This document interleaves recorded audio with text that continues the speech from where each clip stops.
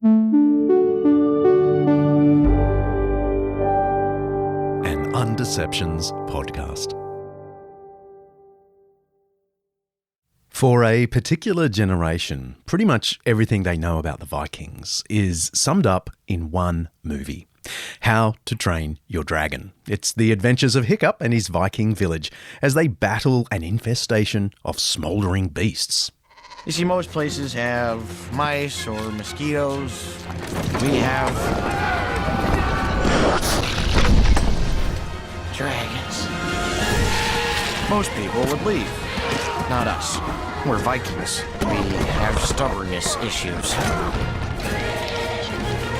My name's Hiccup. Great name, I know, but it's not the worst. Parents believe a hideous name will frighten off gnomes and trolls. Like our charming Viking demeanor wouldn't do that. Morning!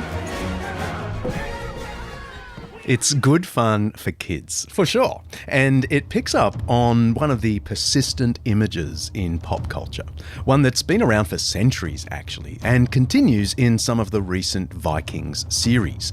There's Vikings, there's Vikings Valhalla, which is somehow different, my daughter tells me, and there's The Last Kingdom.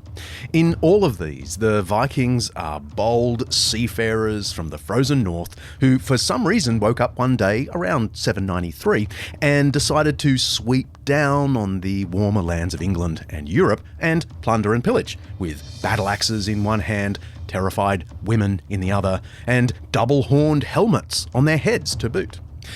But not much of that is correct, it turns out, including the helmets. The National Museum of Denmark has only one preserved helmet from the Viking Age, and there's no horns to be found. So let's prepare ourselves for a few undeceptions as we launch our longship onto the seas of uncertainty and discover over 2 in-depth episodes what we can say with some confidence about the Vikings, their origins, exploits, culture, religion, and perhaps the best-kept Viking secret, their eventual decision, and it was their decision, to become Christians. I'm John Dickson, and this is Undeceptions.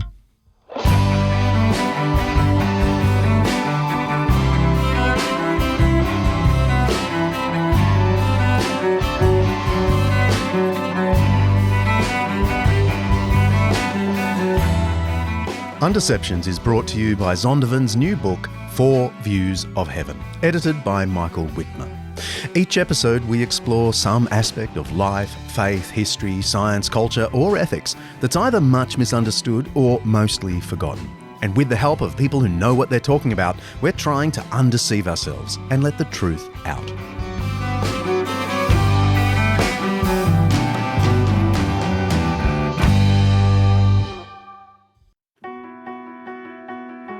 This episode of Undeceptions is brought to you by Zondervan Academic's new book, Jesus and the Powers, by N.T. Wright and Undeceptions' favourite, Mike Bird. Should Christianity have anything to do with politics? I mean, you could argue that Christians have done more harm than good once they get a whiff of power. Mike Bird and N.T. Wright address this question and other questions in this magnificent overview of the political implications of the Christian faith and the Church's historical engagement with the powers and principalities. They shed light on current geopolitical events and ask, what would it look like if there were a faithful Christian response to crises like the Russia-Ukraine conflict, the China-Taiwan tension, political turmoil in the US, UK and Australia, and the problem of Christian nationalism. They build a pretty convincing case that Jesus' teaching about the kingdom of God confronts all forms of power, Christian and atheist, and calls on us all to support a pluralistic democracy where everyone, regardless of religion or irreligion, has a role to play in working toward the good of society. Whether you're a believer or a skeptic, I'd say this book will be an eye-opener.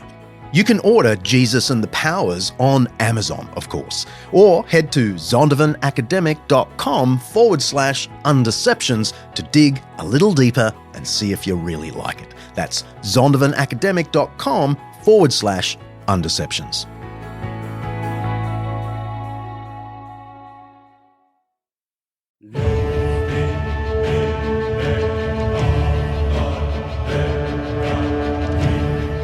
The so-called Viking Age begins roughly in the 8th century AD and ends in the 12th century.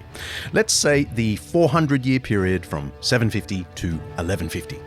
That said, way back in the 1st century, the Roman author Pliny the Elder mentions a land in the faraway northwest that he calls Scandinavia, basically Denmark and Norway. The word itself may mean dangerous land on the water. So perhaps there was already a sense, 700 years before our actual Vikings, that you don't mess with those northern seafaring people. As for the word Viking itself, again, I'm sorry, we're not totally sure. It might just derive from a place named Vik. It could be the Old English word wick, which means an armed camp. Or, as quite a few experts reckon, it might be from the Old Icelandic word vik, meaning a bay or creek. Whatever its etymology, the word comes to have a distinct connotation. And we've got a longboat full of experts for this episode, and they broadly agree. Viking means something like pirate. Well, I guess like any historical expression like that, it's something that we've constructed to make sense of the past. But if you go back to the word Viking, it means very mainly a pirate, quite simply. That's Professor Søren Michael Sindbæk of the Department of Archaeology and Heritage Studies at Aarhus University. I caught up with him in Denmark on my first step in the journey to understand the Vikings. Søren specialises in urban archaeology, focusing on how cities all over the world were connected to each other in the Viking Age, and how that began to change things for Europe and way beyond. And to me, this is an age which in Northern Europe, which is the area we're talking about when we're dealing with the Viking Age, in Northern Europe is characterized by a lot of cultural and economic and all sorts of transformations that basically have to do with what happened when sailing ships became a major thing in societies. And sailing ships are one of those things that societies either have or don't have. And if they have them all over, because it's such an investment for a traditional society to maintain that knowledge and all that technology. And that's what happens in the Viking Age, that people in the north of Europe is taking over that technology, and bang, lots of things happen. Hello, Sarah. Hello. Am I parked correctly? Perfectly. Okay. As long as you're not on the cycle path. Sure. Behind you, it's fine. Is that okay? Yeah, no, the cycle You are a path. bit on the cycle path. Am I? Okay. Hang on, this is the footpath. That's the cycle. Welcome aboard our second expert, Assistant Professor Sarah Qua, one of Søren's colleagues at Aarhus University. I met her at her home, where my darling Buff took issue with my parking. Anyway, Sarah's done a ton of interesting research, including an analysis of a wonderful archaeological find that depicts a female warrior on a piece of jewellery. But that's getting ahead of myself. She offers some more nuance on the term Viking. So we connect them primarily with Scandinavia as their homelands, but the activities that we connect with them to place primarily outside of Scandinavia. So it's the raiding, it's the trading, it's all that. It's this expansion seawards from Scandinavia. So it's not an ethnic term. It's not an identity as such. So it shouldn't be equated with Scandinavians. Like, not everyone living in Scandinavia in this period that we call the Viking Age were Vikings, engaged in those activities. It covers a lot of the aspects. It's a seaborne activity that involves plundering. The term, well, we find the term in some Viking Age runestones, late Viking Age runestones, where it's described, it's used to describe an activity, so that you're going on Viking, which means basically an expedition. And that expedition can have several purposes, seemingly. It's to gain something. Yeah, and it was always positive for the Vikings, where, you know, an expedition, whereas those maybe who were on the receiving end of plundering Of course probably not. saw it more like piracy. So the nation state, as we understand it nowadays, was not a thing back in this period and wouldn't be for centuries. The big political reality in Viking times was the Carolingian Empire. That's the massive European empire, basically all of Western Europe, conquered by Charlemagne and his successors from about 760 right through to the late 9th century. One of the key unifying factors in this Carolingian Empire was, of course, Christianity. Charlemagne himself had received a blessing from the Pope, and he was declared to be the Holy Roman Emperor. He was thought to be a new Constantine, helping to expand Christianity throughout the world. By contrast, the ethnic groups that made up the Vikings, as we've come to call them, were more tribal in nature. Small regional groups would give their loyalty to particular leaders, so you'd think of yourself as a follower of Olaf or Sven or Canute. But they did speak the same language, Old Norse, and they shared a lot of cultural elements like costume, art and religion. They also shared a love of plundering. In nomine Patri et Filii et Spiritus Sancti, Pater Noster qui es in caelis, Pater Noster. So just tell me the time frame we normally think of as Old Norse culture. So the Viking Age is usually said to have started in 793 when a Viking fleet came and sacked the monastery of Lindisfarne, an undefended and incredibly rich monastery and shrine to St. Cuthbert off the northeast coast of England. And that's usually thought to be like the start of the Viking Age. Welcome aboard our third expert, Professor Michael Drought. Michael is both Professor of English and Director of the Centre for the Study of the Medieval at Wheaton College in Massachusetts, not to be confused with the Christian Liberal Arts College of the same name over in Chicago. Michael is an author and editor specialising in Anglo-Saxon and medieval literature, and he's done this great audio course on the Viking Age, which I've done and thoroughly recommend. It's in the Modern Scholar series. I caught up with him in Massachusetts, where he talked me through the significance of the first great Viking raid on England. They chose a pretty soft target, the monastery of Lindisfarne. I don't understand. Why would they leave such treasures unprotected? Is there some spell or some magic which protects them? It appears not. Perhaps they think their god protects. If this is their god, and he's dead, he's nailed to the cross. He cannot protect anyone. He's not alive like Odin, Thor, or Frey. What use is he then? That's from the show Vikings, which has our Scandinavian adventurers bursting onto the international scene with the destruction of Lindisfarne. The fact is, archaeological evidence tells us the Vikings were trading and raiding long before 793. I mean, way over in the east, in Estonia, they found the remains of some Scandinavian men who'd all met violent ends sometime in the middle of the 700s, and they were buried in formal fashion inside their boat. There are also some 8th century graves back in Norway that contain objects which had obviously come from the British Isles. So stuff was going on before Lindisfarne in 793, even if the Lindisfarne raid really was a dramatic escalation. But there really had been this period of almost 250 years where nobody was attacking England. So this was quite a surprise. And so that's usually considered the Viking Age, like when I do it in round numbers, within the context of Anglo-Saxon, let's just say it's 800 to 900 is its peak. But you usually would say the Viking Age goes from the 750s or so, though there's no records or written stuff for the earliest part of it, and continues, fizzles out around 1200.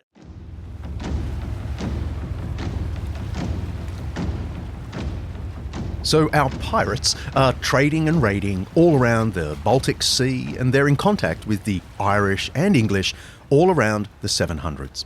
By the 830s, Viking longships are pillaging down the western coast of Europe. In 841, they pop over to Dublin and establish a permanent camp there, which is why lots of place names in Ireland are Viking words.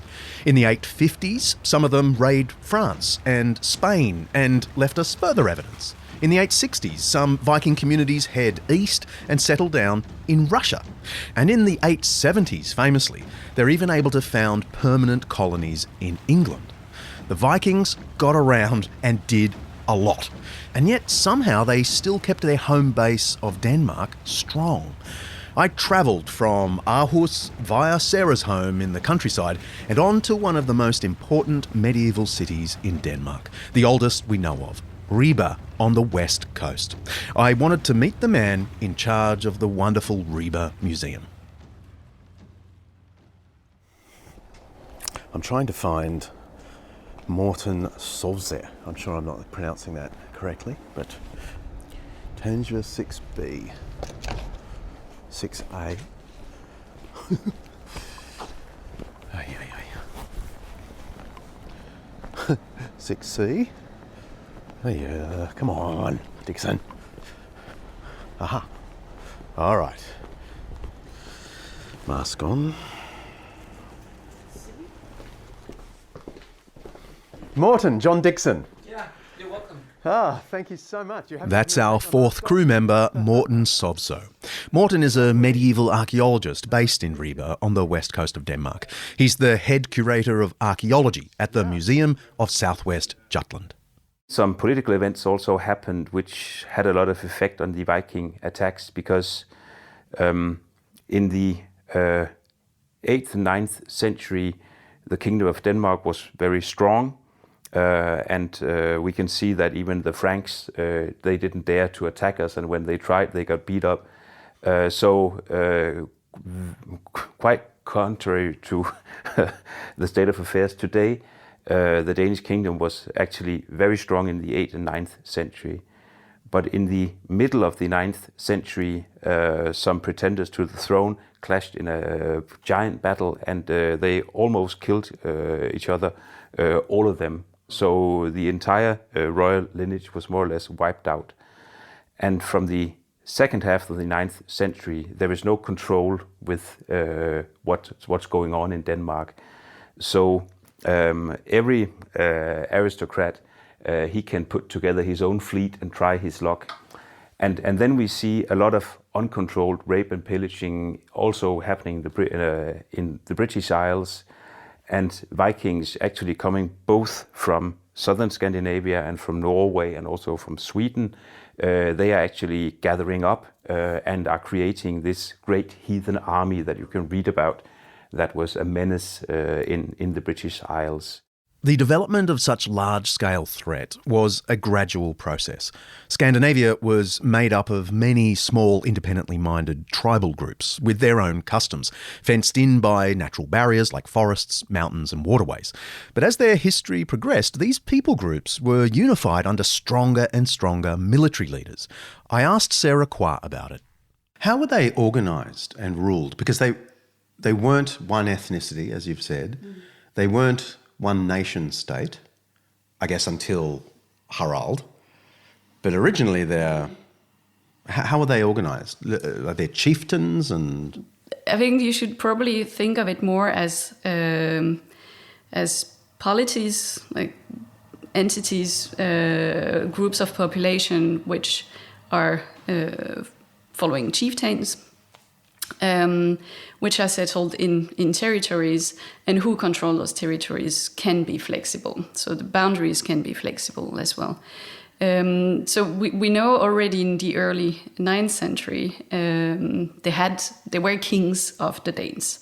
And that's an important precision, that they were kings over people, not over a country or a territory, which of course include some kind of territorial dimension, but it's mostly being the king of people, being recognized by those people as their kings. There are a lot of Scandinavians. Today it's very fashionable to mention that this was probably a polyglot and polyethnic society. And like any real maritime society, of course it was. One of the things that happens when you start sailing about is that strange connections are being made. And today we've got DNA that shows you that people got around like we always expected them to. But now we can see the actual trace of, Celtic mothers coming to Norway or Norwegians ending up in the British Isles and all that.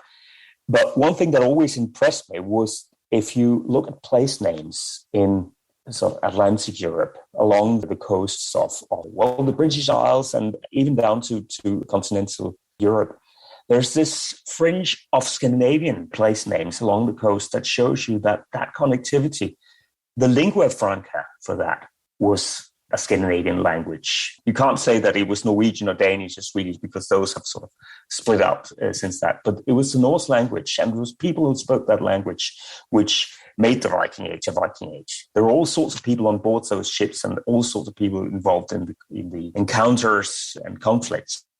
During the early 700s, we're getting the creation of towns, an increasing centralisation of power among chieftains, increased productivity and trade.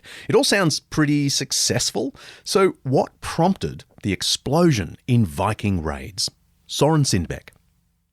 Well, that's one of the million-dollar questions. But when we ask a question like that, we always need to remember that what we're asking in a historical or archaeological setting is what caused something to happen right there, right then. It's not enough to say, ships caused it because people became more mobile. But there was a constellation of things which came out right at that time for this change to happen. If we go back a few centuries before, we know that in the 1st century AD, the Romans were quite interested in expeditions to Scandinavia. And what they found at that time was an area that, basically they couldn't find somebody to trade with. So they decided sort of to keep it on their horizon. But when we get to the 8th century, it's a completely changed world. For one thing, Anglo-Saxons have come to the British Isles. They're very interested in... Okay, one day we're going to do a whole episode on the Anglo-Saxons, the Venerable Bede, Albert the Great, King Athelstan, and all of that. All we need to know for now is that Germanic tribes migrated to Britain, peacefully or otherwise, around the year 500, give or take, and they mixed with the local British residents to form what we call the Anglo-Saxons. They ended up converting to Christianity around the year 600 and then flourishing under the influence of the monasteries and churches and semi-stable kingdoms like Essex, Wessex, Mercia and so on. And Anglo-Saxon traders and missionaries had their eyes fixed on the north of Europe. The traders wanted riches. The missionaries wanted souls. The British Isles, they're very interested in their close cousins on the continental side. There's a lot of traffic on the North Sea developing between the Christians in England and the continent. And to some extent, I think that was the traffic that spilled over. We can see all the Anglo-Saxon missionaries had a lot of interest in going east and, first to the old Saxons that are in their books, but also to other people there.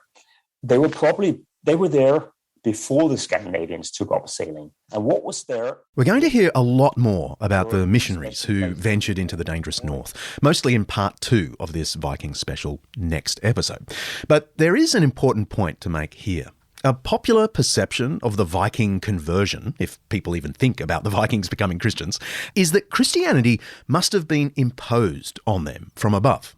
The story is more complicated than that. Missionaries were trying to reach the north before the Vikings set sail to England and Europe, and they kept coming back. And what was there with them were these special places that we call emporia, or historians and archaeologists today call emporia, trading places that were like small towns, but they were there specifically to facilitate the sea traffic. And to map the spread of emporia from first in the Channel area, places like Southampton or London, and then on to the North Sea area where Ribe in Denmark comes up around 700, and then on to the real Scandinavian world of Norway and Sweden, where things start happening in places like Birka in Sweden in the late 8th century. That's almost like mapping the emergence of the Viking Age. Sarah Qua and Morten Sovso are both archaeologists who've done a lot of work in Ribe, the great Viking trading town and the oldest town in Denmark. It was in a place like this that Vikings heard about the Christian God from daring missionaries and saw with their own eyes some of the riches of a flourishing England and southern Europe. Add to this the political unrest in Denmark just mentioned, with the death of many of the royals, and you end up with a lot of restless warriors willing to try their luck in those other lands. But what made the Vikings think they could conquer these foreign places? We have knowledge of some very strong political entities in the continental region, well, the Carolingian Empire, which I don't believe would have been perceived as a particularly weak or vulnerable target, which could easily be taken. I've also been wondering whether there was a matter of just knowing the possibilities, because throughout the 7th and especially in the 8th century, trading contacts between southern Scandinavia, especially through Ribe, begin to extend towards the North Sea region and then connected to, well, the British Isles, but also to the Rhineland. And all those monasteries in the Upper Rhineland, which were controlling a lot of production and who were also trading their goods or getting other people to trade them for them. So I was just wondering if through those contacts, if the knowledge also spread that there were those places, the monasteries, not necessarily those of the Rhineland, maybe more the more isolated one in the British Isles, which were places of great wealth, extremely valuable, small portable wealth that you can just easily take in a bag. And not well defended. And not well defended, exactly. So that I'm just thinking that some opportunists would have thought that this is actually very easy. That's easy money. We could, we basically have the boats, and they were developing the technology of sailing. We don't know exactly when, but probably in the course of the 8th century. And well, on the one hand, they had the tool, sailing ships, and the possibility of probably earning some relatively easy money.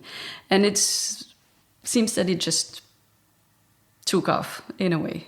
Morten Sovso. I think it was a mixture of motives. Of course, it was a way to make some money or make a fortune for yourself. And you could ask, why didn't they do it in the 8th century and so on? But generally, the 8th century was quite peaceful in Northern Europe. And this is perhaps a bit unsubstantiated, but have you heard about a climate phenomenon known as the Late Antique Little Ice Age? What happened after a massive volcanic eruption in AD 536? What seems to have happened in Northern Europe was that we actually had some very bad years, and a lot of people died from famine, perhaps also from this Justinian plague, which also was a phenomenon in the 540s. So it seems that the population numbers in Denmark dropped to a real minimum. And for a long period after that, there was enough room for everybody. So we see a growing population and an expansion during the 7th and 8th century. And perhaps during the 9th century, they have sort of filled out the frameworks of the landscapes of Denmark. But they are still having a lot of new babies and so on. So perhaps there was a population surplus. Perhaps there wasn't enough land for everybody any longer. So during the 9th century, there might have been a lot of young men who weren't able to take over daddy's farmstead. So they had to find something for themselves. So that, I think, is also a motive, that we have more young men who are looking for something to do. So I think that's a reason why we see the Viking raiding taking place from the 9th century and onwards.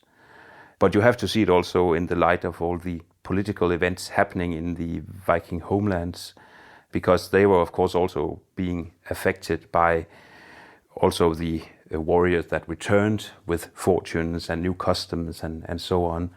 So this Viking raiding also brought back a lot of cultural impulses from the places that they visited. Yes. And Michael Drought says these communal experiences resulted in the creation of highly effective military tactics. Part of it is that they somehow, formed these incredibly strong sort of social teams, if you want to look at it that way. And one of the sort of side evidence pieces for that is when we find Viking hordes, everything is chopped into bits. So they might have, stolen a beautiful gem-encrusted cross. It is hacked apart into pieces, and the gems are pried off and so forth. And it seems to be that this is totally like what my students would call wacky drought theory. But wacky drought theory is this is a way of keeping absolute peace among this band of highly aggressive, violent people, heavily armed.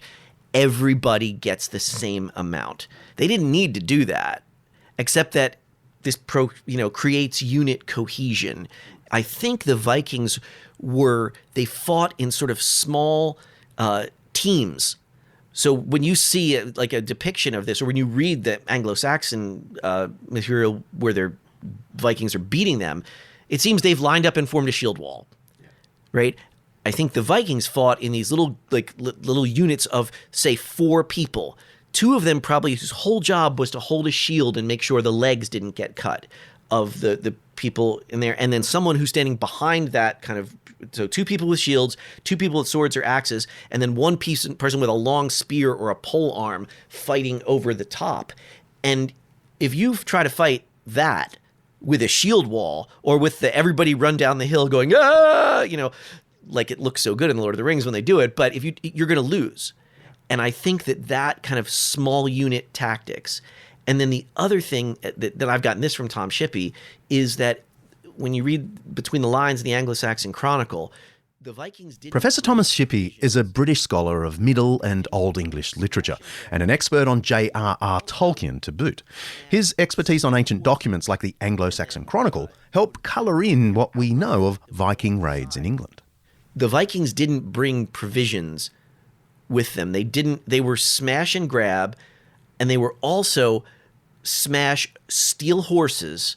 And then they would have outriders that would go up the side of either side of the river, looting and stealing and getting their provisions that way, while the ships stayed going up the middle of the river. So I think it was really sophisticated tactics, unit cohesion, and then this sort of, whether you want to call it an ideology or just a culture of that they really did believe.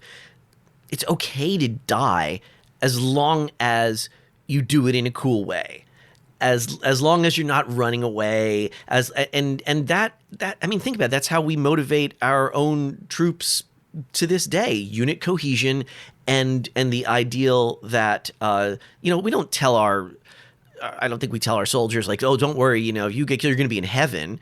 We tell them, we show them, we're going to remember your name forever. We're going to carve it into stone. We're going to have services, and we're going to never forget. And I think that's really, I know it's really powerful to young men to know that they won't be forgotten as long as they, stick with their mates. And I think that's what the Vikings came from, a very flat society. Not that there weren't kings and nobles and a lot of slaves and thralls and so forth, but it didn't have the many steps of ranks and so forth that their opponents had. And so, like, the Vikings quickly learned, like, just kill the officer, and then everybody run away. But if you killed the Viking leader, there was just a bunch of other people like, well, we're still going to fight.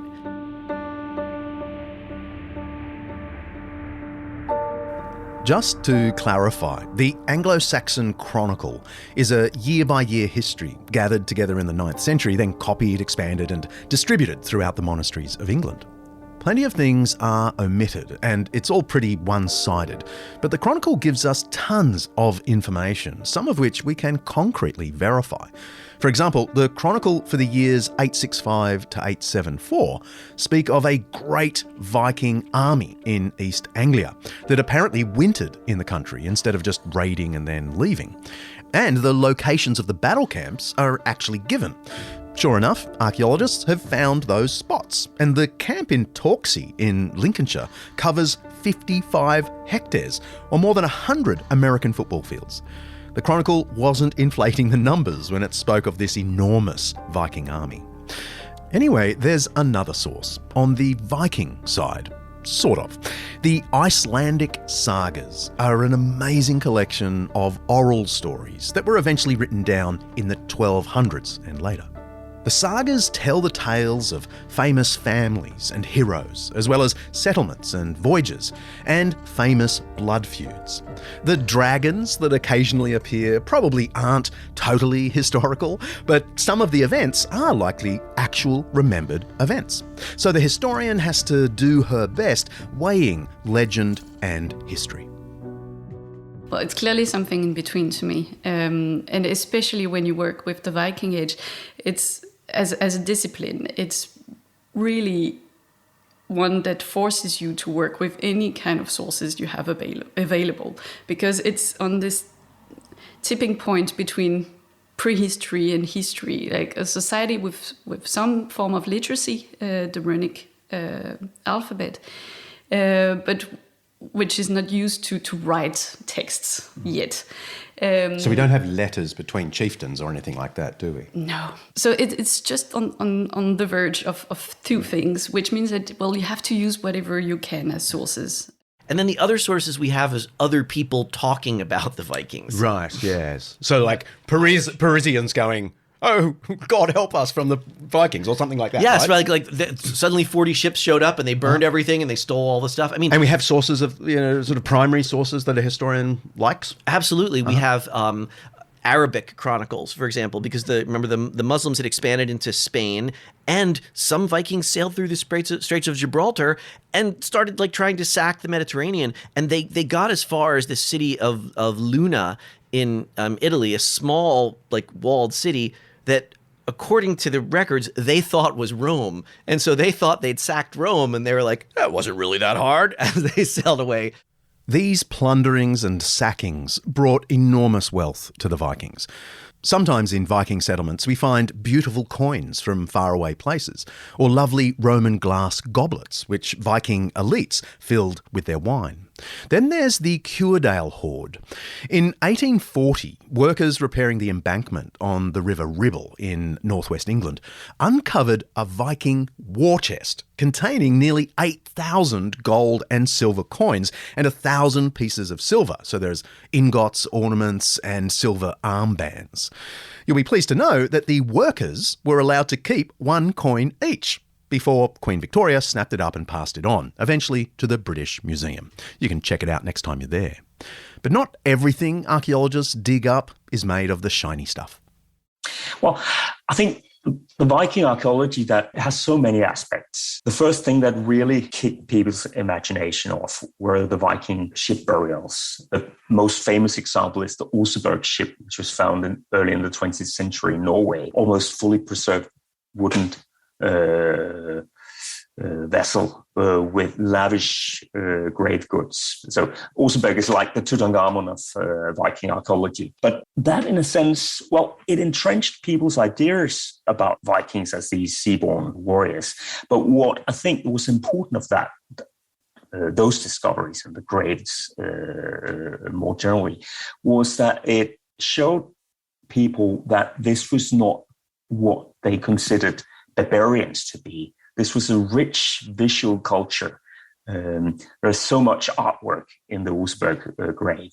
And some of the early archaeologists from those generations talk about how those discoveries made historians and the general population in Western Europe see Scandinavia differently. So instead of seeing the Scandinavian past as this handed down image of barbarians, almost skin-clad hunters and gatherers, it made them aware that no, this was a different part of the culturally sophisticated world of the early Middle Ages.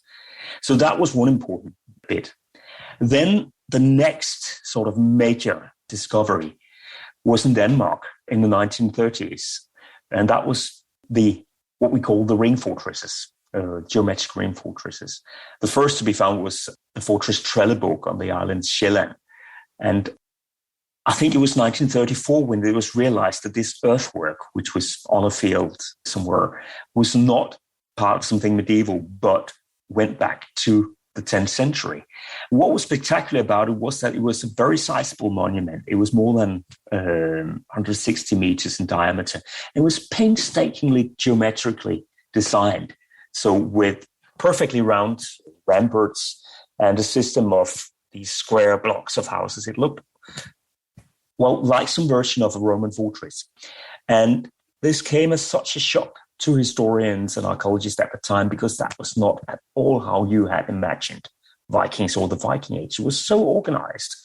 And it took most of the 20th century actually to really sort of grasp what that story was about. How could you reconcile these stories about boat crews raiding the coast of Western Europe with something that was so organized? And eventually, I think we have managed to make that reconciliation and see how the military and the political side of the Viking Age was just as sophisticated and complex, the artistic side. There's still discoveries being made within that field. For many years, we thought that there were just four of these fortresses that had taken care of one region of the Danish kingdom each.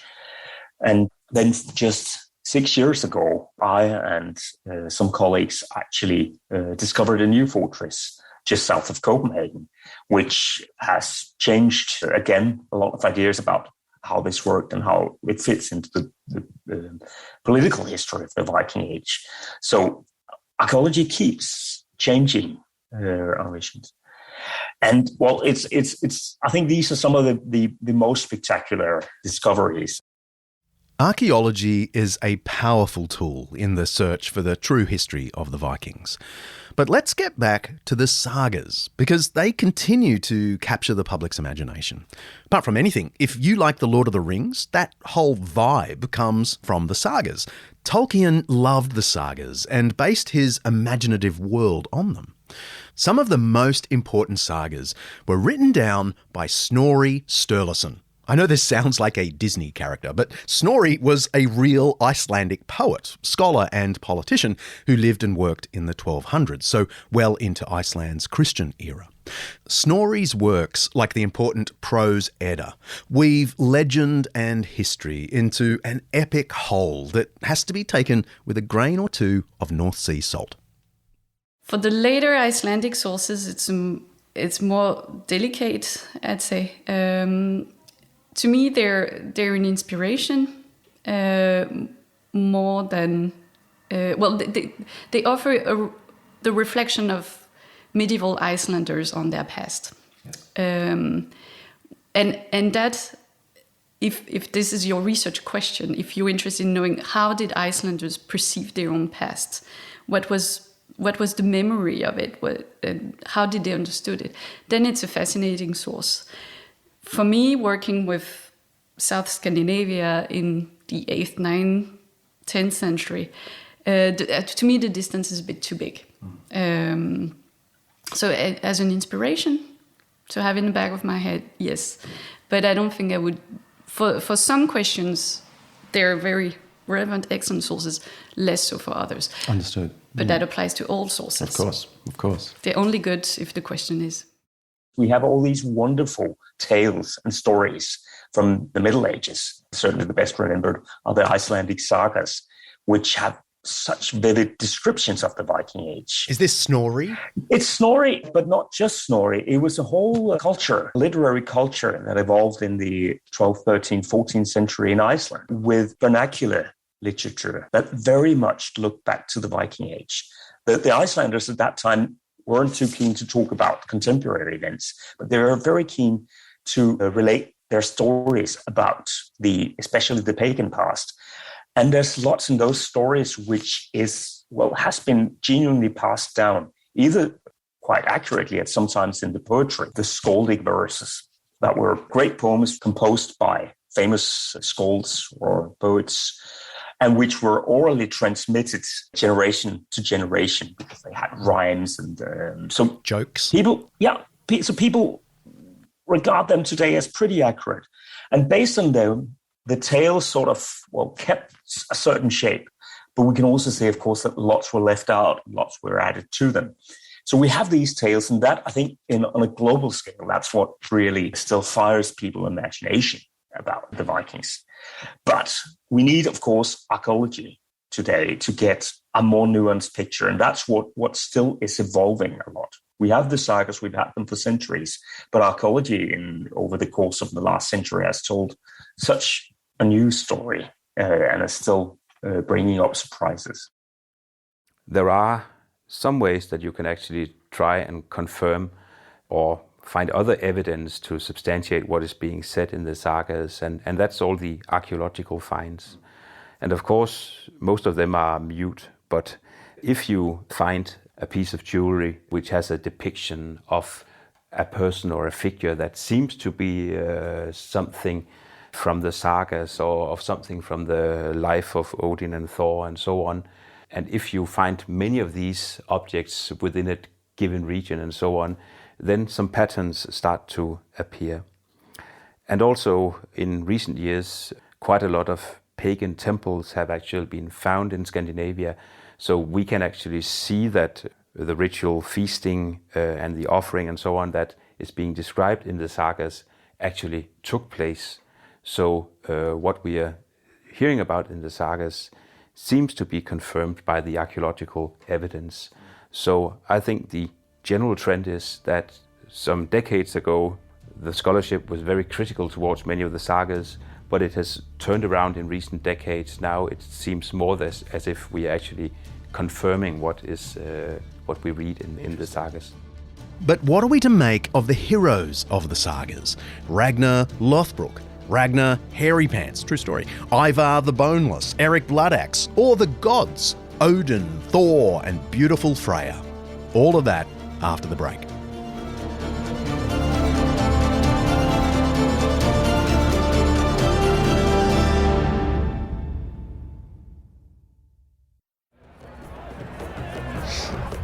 Sailing south by southeast, we come upon the mouth of the Seine, the gateway to Paris. Several rivers empty themselves into the sea, and the reefs and mudflats are dangerous. But here is the entrance to paradise.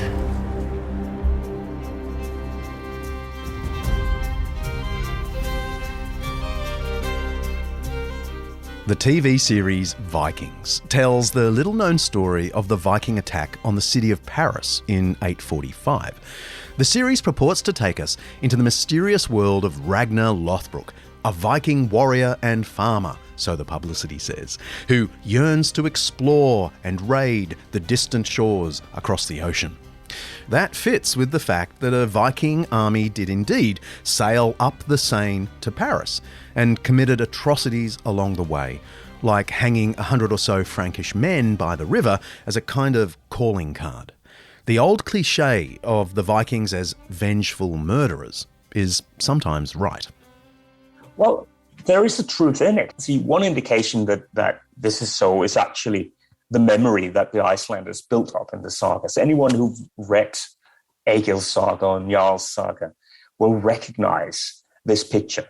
Mind you, this is a picture built up by people looking back on what they saw as their pagan past. So they are deliberately portraying these ancestors as badasses. But Niall's saga, by the way, is an anonymous saga, probably written in the 13th century.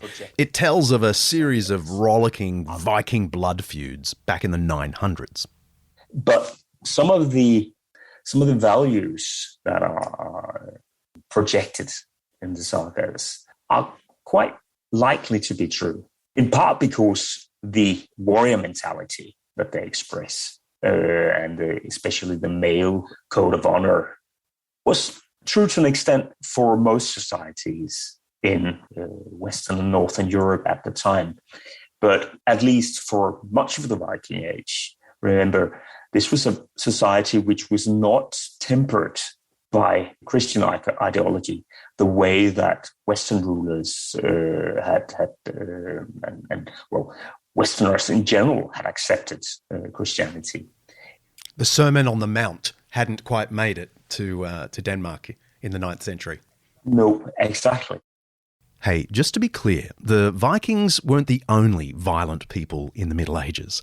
The Christian lands didn't extol the ethic of vengeance and blood feud that was central to Viking law, but they certainly did get involved in the so-called plundering economy.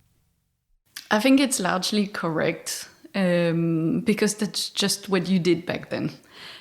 They were described this way already in their own time, especially on the continent and the British Isles, by those on the receiving end.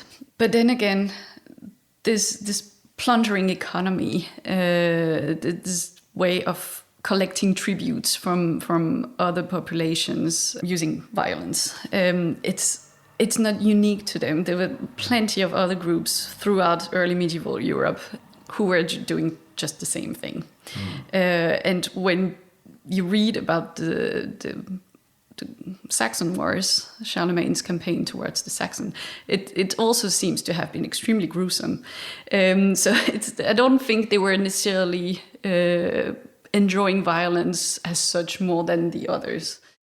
The sagas contain much more than stories drenched in the blood of Viking victims. In collections like Snorri's Prose Edda, we learn about mysterious warriors, male and female, as well as the weird and wonderful world of the Norse gods.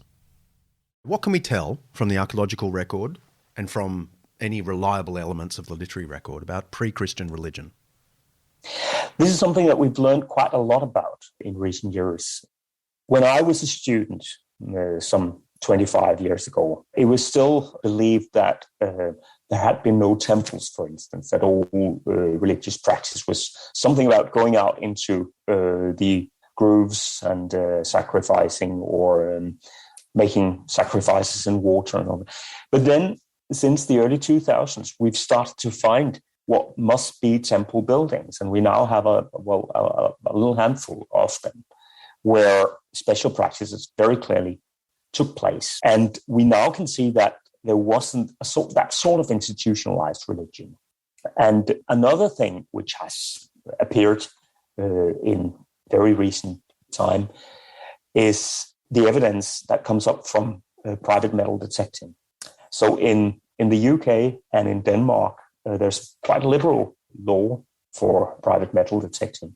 And in Denmark in particular, that has led to literally hundreds of thousands of artifact finds, things that were kicking about in the plow soil, and we're not helping anyone. It's not like we're looting stuff. It's things that have become lost and detached at some point, and now it's retrieved.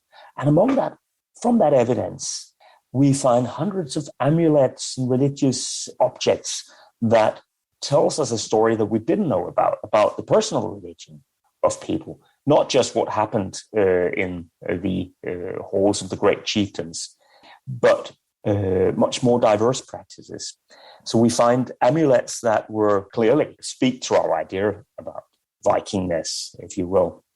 I still find it quite striking that these are people who find it natural to use a sword or a spear or an axe as a miniature amulet, because that's the stuff that protects us.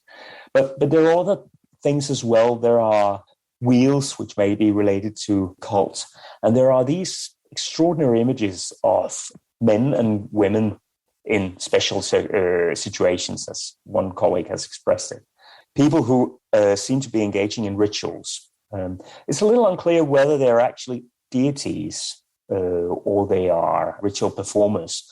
But perhaps the ritual performers is how you imagine the deity. So it could be both at the time. And these are, quite striking and thought-provoking figures. The best known today are what we call the Valkyries, because they show people in a female dressed but carrying weapons.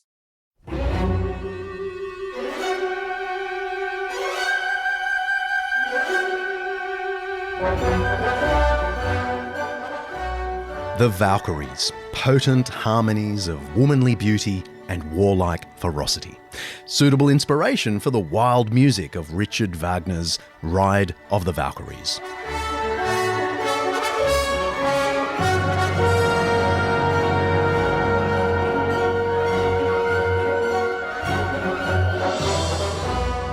They're featured in countless pieces of art, from paintings to poetry, and they've even made key character status in Marvel's Thor Ragnarok, which is a movie. Right? So, what are the Valkyries? The Icelandic sagas describe them as female war demons whose job, in part, is to take the best fallen warriors to Valhalla, the feasting hall of the god Odin, the All-Father. Sarah Qua was involved in the analysis of an important piece of jewellery, a pendant, uncovered in Ribe. It depicts a woman wearing weapons and armour. But Sarah's published research is hesitant to see this as evidence of the famous shield maidens we see on Netflix.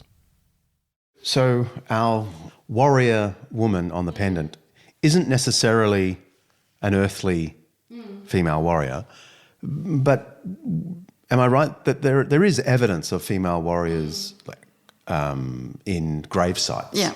So the conclusion was that, well, they don't have to refer to mythological figures, like to those mythological Valkyries, but they can actually refer to real-life people doing extraordinary things. Like women dressing as warriors in a ritual context are normal people doing extraordinary things. Well, normal and normal. So it's more this context. They can be real life. Yes.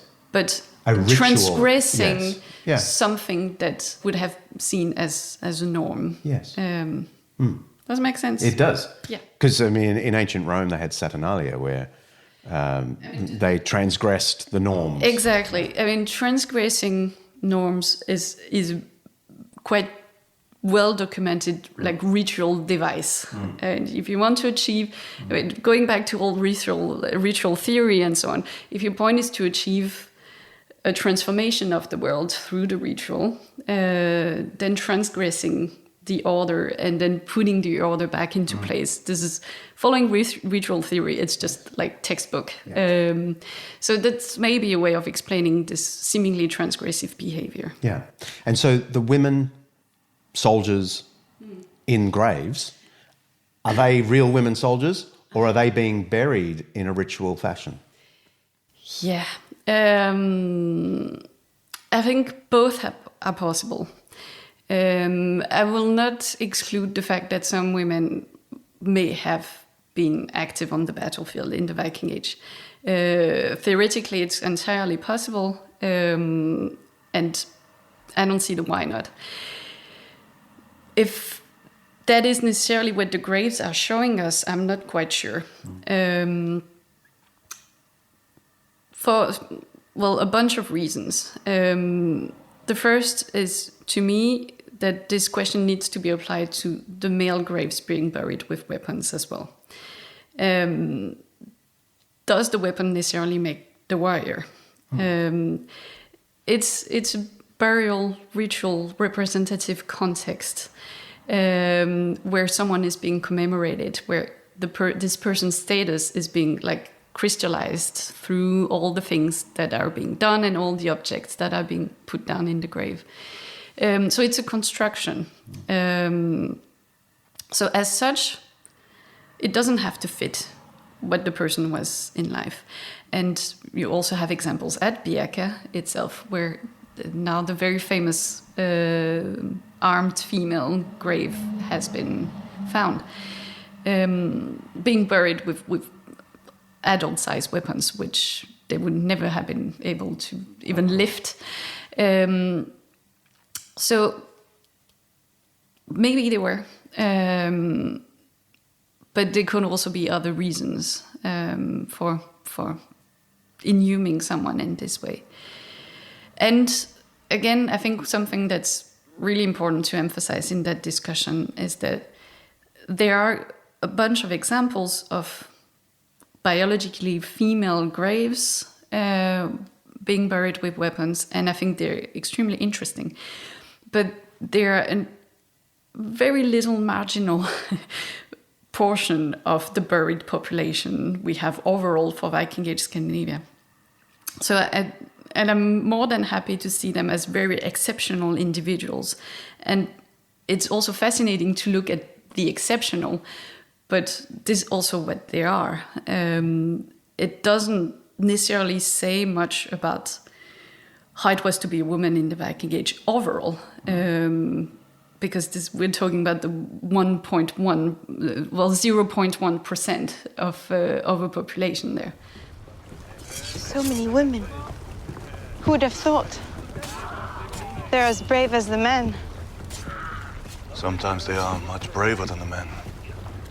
And the most fierce, her name is Lagertha. Lagertha was one of the legendary shield maidens from another of the 13th century Icelandic sagas, the Saga of Ragnar Lothbrok. And she's a key character in the Netflix Vikings series. We just heard a scene I remember well from season 4. Actually, I asked Sarah straight up what she thought of these recent Viking series. She said she really tried to like them, but just couldn't. There are just too many modern projections onto this historical landscape. And one of them seems to be those legions of female Viking warriors. Such a bummer. I wish I hadn't asked the question. But what about religion proper? Soren Sindbeck and the others I spoke with are a little wary of the accounts of Viking religion in these sagas. The sagas, remember, were written down in the later Christian era, and that might have coloured the retelling. One of the interesting things these scholars point out is that it may be better to relate Viking religion to the earlier Greek and Roman religious outlooks. I think that's what we need to. That's where we need to start our imagination, and that's quite different from what tradition has had, because we need to remember that our tradition, our sources for Viking Age religion, has been handed down from a Christian tradition. And their idea about cult and ritual was a very different one. They were aware of church ceremonies and sometimes also of processions and religious feasts, but not of that kind of liminal craziness almost that occurs in this old pagan tradition. And I wouldn't be surprised if we could trace it, that there was certainly a co-evolution, but also a direct connection between the kind of feasts we see in pagan Greece and Rome and what we find in the Viking world. Morten Sovso agrees. On a structural level, of course, it's a pantheon of gods. It's actually influenced by the Roman gods. They go back to the Germanic times and so on. So that's sort of the basic concept, and of course very different from monotheism, which was to follow. And we don't even know if actually there might be some regional differences in the religious practice, because some gods might have been more worshipped in some regions than others. There might have been some kings who worshipped one Norse god more than others, and so on.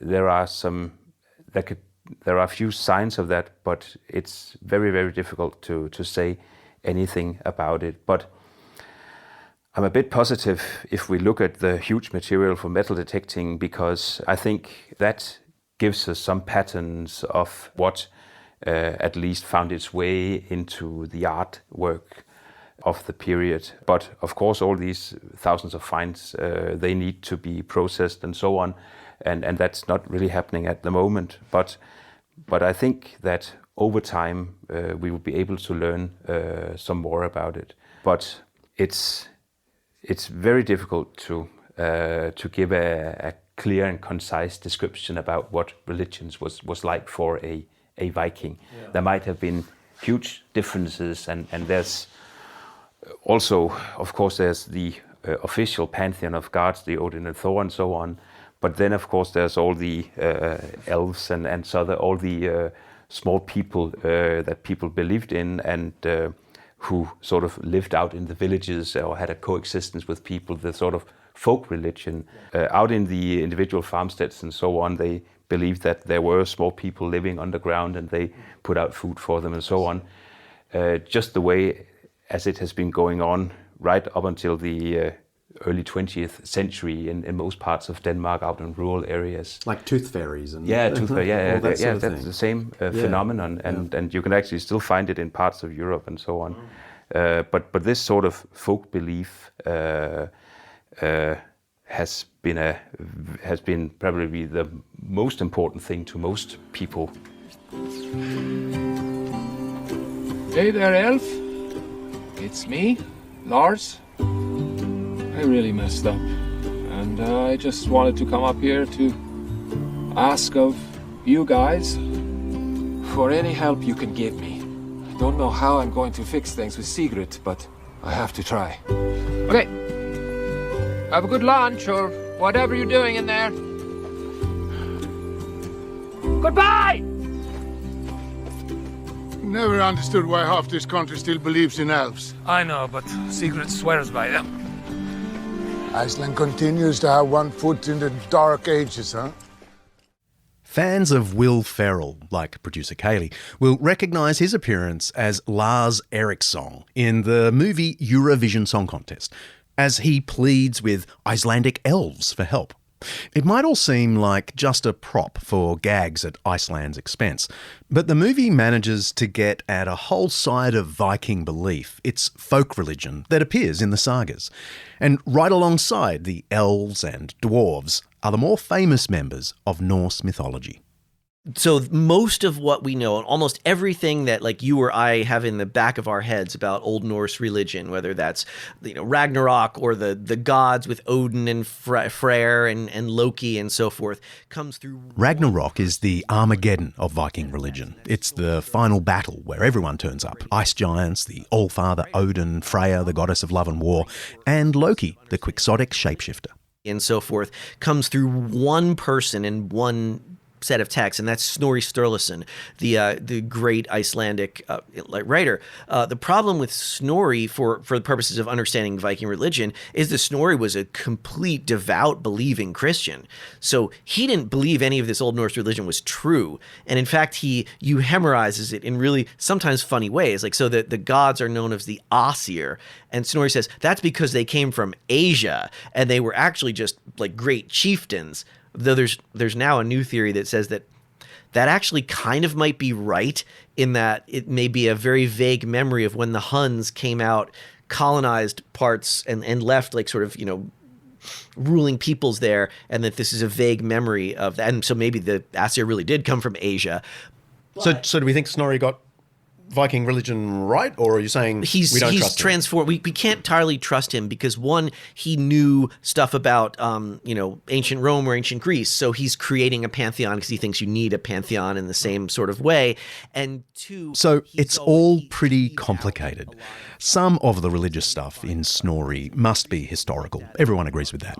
But some of it is likely skewed, either by Snorri's Christian perspective, or, as it turns out, by his own deep knowledge of the ancient Greek and Roman pantheon, that dysfunctional family of the gods. And two, he leaves out a lot of things that he would find offensive. And the reason that we think that is that the archaeology suggests that Old Norse religion was highly focused around very bloody sacrifices, tortures, hanging people from trees, human animals, sacrifice. Humans, animals, everything. But yes, we have skeletal remains, people broken over a stone, or people thrown in a grave with a giant stone thrown in on top of them. We have the Sutton Hoo in England. You have hanging victims that were buried in that cemetery, and you have Christian historians who are just at the edge of where they'd be able to hear. Adam of Bremen, for example, talks about this, going and seeing this hideous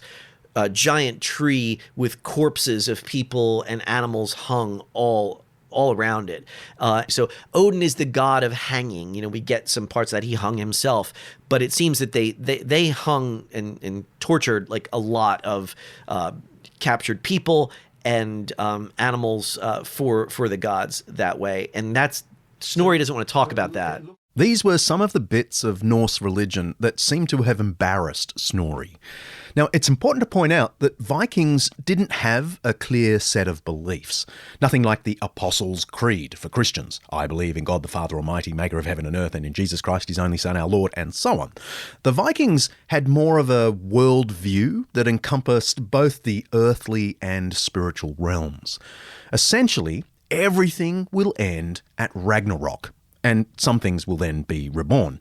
And every outcome along the way to that apocalypse is already predetermined by fate. We can't change outcomes. All we can do is act honourably, in the Viking sense of honour, as we walk the path of our fate. And if you wrong the gods along the way, whether deliberately or accidentally, you just placate them as best you can with a sacrifice, like hanging an animal from a tree in homage to Odin. Odin's very weird. So he's the father god, he's the most important god, and it doesn't seem that he had as nearly as good a cult as other ones. Everybody loves Thor, right? Thor's your guy, he'll support you. He's, people like Freyr and Freya because they'll make the fields fertile, or you can get a kid from them. Odin, one of the things that we know is that Old Norse culture, from their laws and from some bits in the text, was exceedingly hostile to anything that like even hinted at same-sex relations.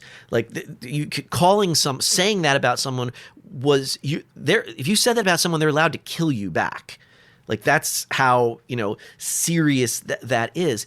And yet Odin has sex with everything and everyone in any possible way. And it's also, there's this, Old Norse magic is called Scyther. And Snorri and other places says, manly men don't do Scyther. But Odin does. So Odin is in this really weird position of and I think part of it, and this is the famous line in, I think it's Eiriksmal, where a dead king comes to Valhalla, and they're like, why is he coming up here so soon? It's like, oh, Odin, had him killed so he could come up here. Why? And it says, because Odin doesn't know the hour in which the gray wolf will come. So the other thing about, Odin knows there's an apocalypse coming from the prophecies, and he's building his zombie army to, protect against that. And so that's why if you're a great champion, he might strike you down right in the middle of the fight because, oh, I need that guy up here in Valhalla right now. But that meant that Odin was not a really trustworthy god to have as a protector, because if you were doing really well, he might just jerk the rug out from under you at any moment. So that's sort of what's going on with with Odin. He's the big one, but people don't worship him nearly as much, except possibly in times of extremists. Like things are going really bad, we need to go make a sacrifice to Odin here. There's one kind of sacrifice I really wanted to get to the bottom of, so I saved up that question for Professor Sindbeck. Does the archaeological records support the idea, one often reads, that Viking religion was very focused on sacrifices, blood sacrifices? One even hears of human sacrifices, but animal sacrifices. Tell me what the record tells us. I think yes is the short answer to that. So we find, obviously, evidence of animal sacrifice in this shape of skeletons, quite simply. There's a famous find from the chieftain's farm Hofstadir in Iceland of a sort of cache of cattle skulls, cattle that had all been decapitated in a very striking way, where we can see from the traces on the bones that they were knocked out with a blow to the forehead, and then their head was chopped off with a sword while the cattle was still standing. So you would have a fountain of blood coming forth from this from the body. We have representations pictorial representations of sacrifices. I think what But the single most striking representation is probably a fragment of tapestry found in the Ulsberg burial, which shows a tree with a whole host of people hanging from the leaves. So this is not something that was invented by Christian authors. This was something which was very much part of that religion. And that's humans, is it, or just animals? That's humans. That's humans in that tree, and it's not the only representation of its kind. There's another famous picture carved in a mountain in Sweden, in Ramsundsberget, which shows a version of the legend of Sigurd, where we also see a decapitated person lying on the rock. So, but what we have to remember, I think, when we're talking about sacrifice like that, is that in a pagan ritual like that, whenever we have mentions of rituals, and blóð, as it's called in the Norse sources, there is a mix of social gathering, feast, and religious cult, which is quite self-evident when you think about it. People come together, somebody has to host the party. It's a great honor to be hosting guests. They have to be fed. The gods have to be fed. So it's what the anthropologists in the old days would call a total social event. It's everything in one pot. So sacrifice is also feast.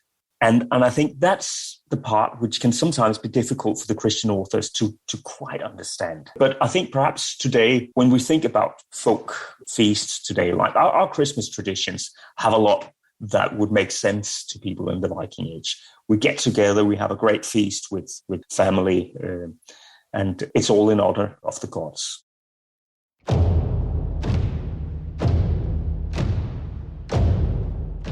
Sacrifice was central to Viking religion. And you heard it from Professor Sindbeck, this involved human sacrifice.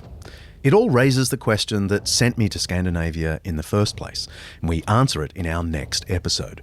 How on earth did these fearsome northerners, who thought it was good to do vengeance and pleasing to the gods to sacrifice even their fellow human beings, end up embracing that Middle Eastern message of love and the end of sacrifice? How did the Vikings become Christians?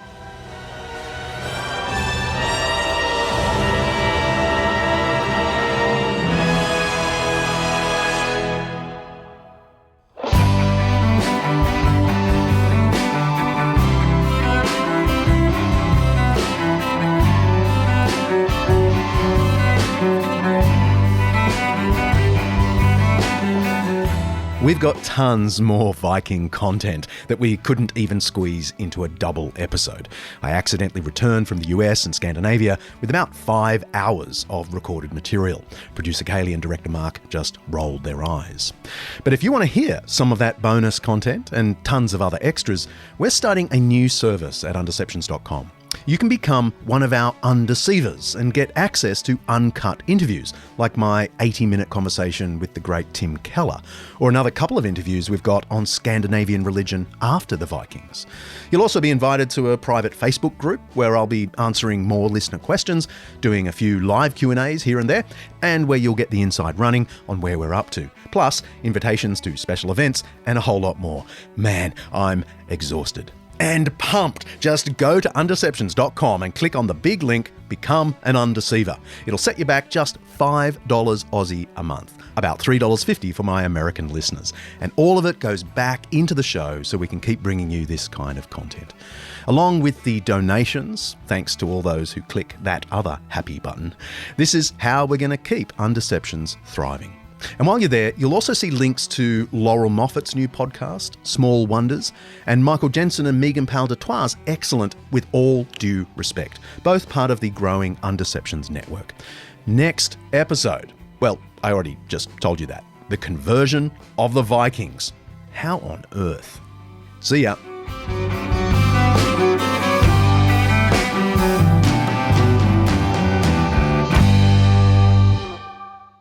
Undeceptions is hosted by me, John Dickson, produced by Kaley Payne, and directed by Mark Hairy Pants Hadley. Editing by Richard Hamwi, social media by Sophie Hawkshaw. Undeceptions is the flagship podcast of Undeceptions.com, letting the truth out. An Undeceptions podcast.